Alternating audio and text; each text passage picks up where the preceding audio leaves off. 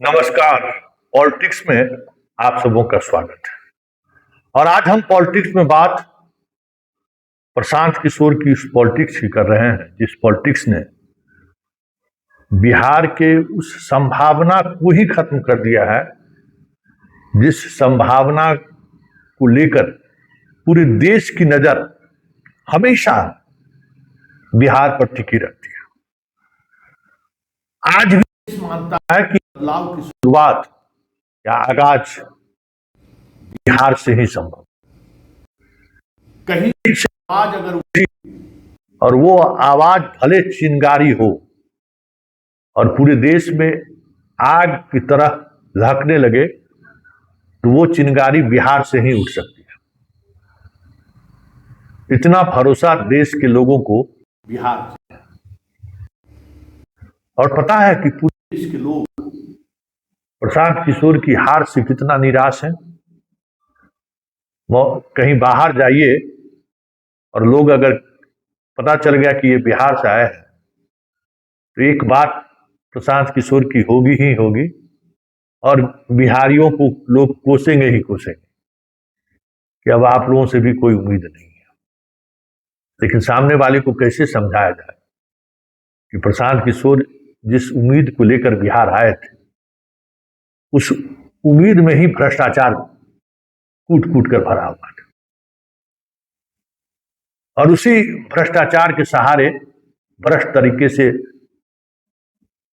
कार्यकर्ताओं को पैसा पहुंचाकर, गाड़ी देकर, घोड़ा देके ये बिहार बदलने की बात सोच रहे थे, जो एक कॉर्पोरेट मॉडल था। हम बार बार चर्चा करते हैं।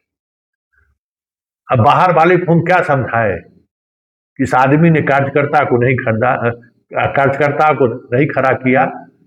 इस आदमी ने जगह जगह आईपीएफ के कर्मचारी को बहाल कर दिया प्रखंड स्तर पर, उसको 6 महीने के लिए होटल में ठहरा दिया, लोगों से वो मिलता रहा, लोगों के बीच बातचीत करता, जो जिसमें भी थोड़ी सी ऊर्जा उन्हें दिखी उससे उन्होंने मुलाकात की, उनको एक शब्दवाग दिखाया।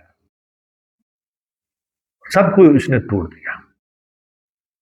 मतलब बिहार में बदलाव की लड़ाई लड़ने वाले लाखों लाख लोगों के अरमानों को इन्होंने कुचला है।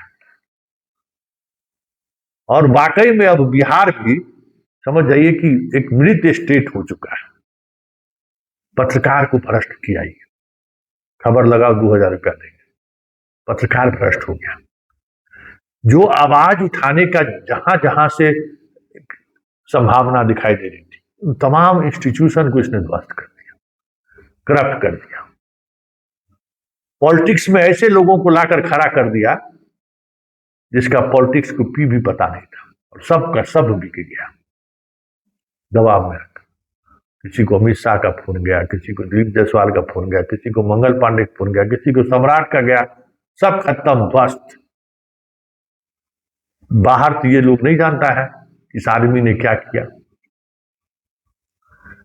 फिर आप कहिएगा कि आज ये चर्चा क्यों संतोष जी फिर कर रहे हैं। आप तो पहले से चर्चा करते रहे, लेकिन आज क्यों चर्चा कर रहे हैं? आज हम इसलिए चर्चा कर रहे हैं कि जिस भ्रष्टाचार की बात करके इसने पूरे प्रदेश में चुनाव से पहले एक माहौल बनाया। ऐसा नहीं है कि भले वो बीच में उस माहौल को उन्होंने छोड़ दिया, सजा मिली, मंगल पांडे भी नपे, अशोक चौधरी भी नपे, दिलीप जायसवाल भी नपा। ऐसा नहीं है। नजर से नजर मिलाकर बात करने की स्थिति में आज कोई नहीं है। सम्राट चौधरी की डिग्री को लेकर जो चर्चा हुई वो भी बैकफुट पर है। ऐसा नहीं है कि नहीं है, इंपैक्ट पर ऐसा नहीं है। लेकिन उस खुलासे के सहारे जो बिहार में बदलाव चाहने वाले जो लोग थे वो निराश हुए। प्रशांत किशोर भी बीत जाएगा, प्रशांत किशोर भी बोली लगा देगा।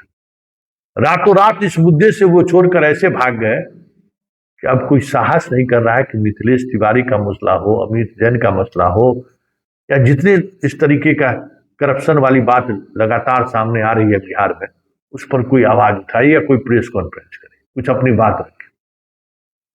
नीट का मुद्दा हो, छात्र हित का, इसने हर एक आंदोलन को, जो आंदोलन उस समय में जो है सो पूरे प्रदेश में चिंगारी की तरह फैल सकता था, उसको इसने कुचल दिया।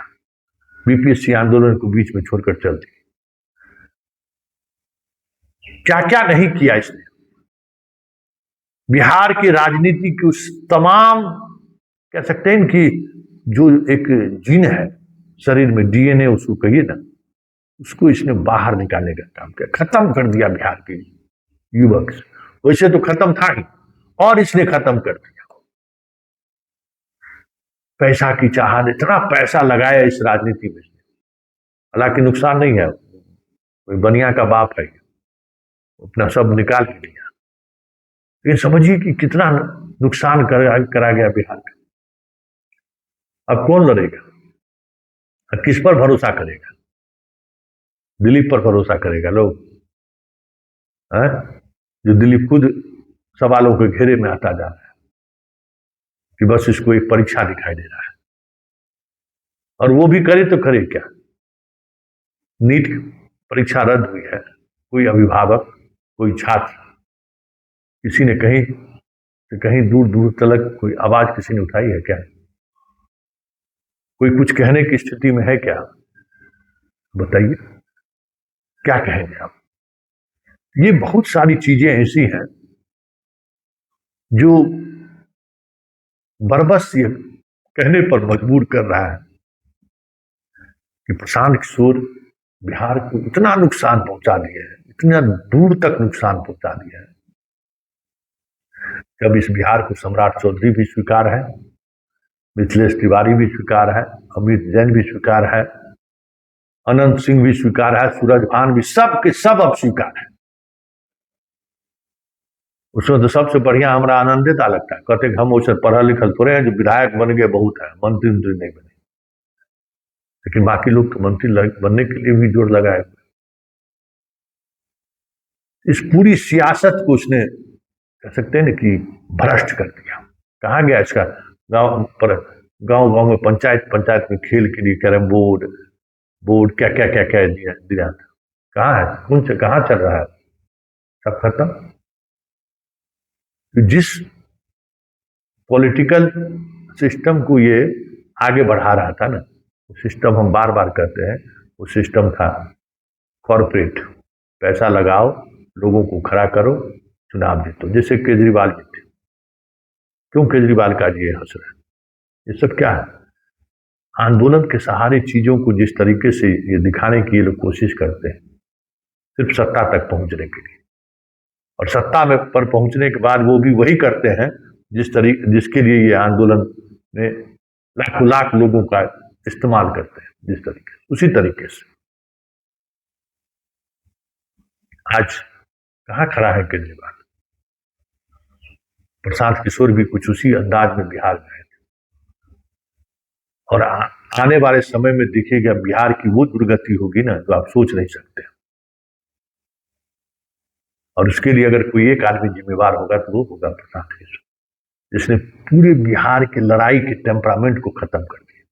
क्या कहा था कि हम हाई कोर्ट से लेकर सुप्रीम कोर्ट तक लड़ेंगे भ्रष्टाचार के मुद्दे को लेकर। कहाँ लड़ते हुए दिख रहे हैं? जुबान खुल रहा है। जैसे ही मिथिलेश तिवारी की बात हुई, प्रशांत तिवारी का जो है जुबान बंद हो गया। जैसे ही मंगल पांडे की बात हुई, प्रशांत पांडे का जुबान बंद हो गया। लोग देखता है ना,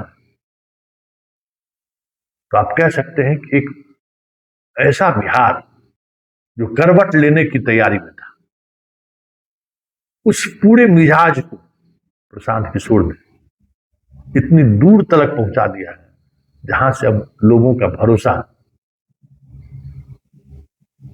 पाना उतना ही मुश्किल है जितना 7 समुंदर पार करके अंडमान निकोबार तैर कर जाना है।